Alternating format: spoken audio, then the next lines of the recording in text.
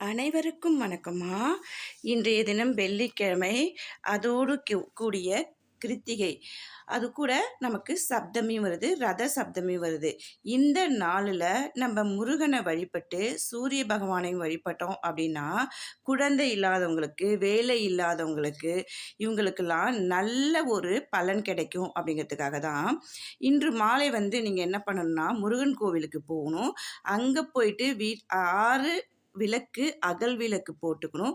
போக முடியாதவங்க வீட்டிலே இந்த மாதிரி மாவிளக்கு போட்டு உங்களுக்கு என்ன வரம் வேண்டுமோ, அதாவது குழந்தை பாக்கியமாக இருந்தாலும் சரி, வேலையாக இருந்தாலும் சரி, திருமண தடை எதுவாக இருந்தாலும் முருகன்கிட்ட வேண்டிக்கிட்டு இன்றைய தினம் நீங்கள் முருகனுக்கு செம்பருத்தி பூவால் நீங்கள் பூஜை செஞ்சீங்க அப்படின்னா உங்களுடைய வேண்டுதல் எல்லாமே நிறைவேறும் அப்படிங்கிற நம்பிக்கையோடு தான் இந்த பதிவை போடுறேன்.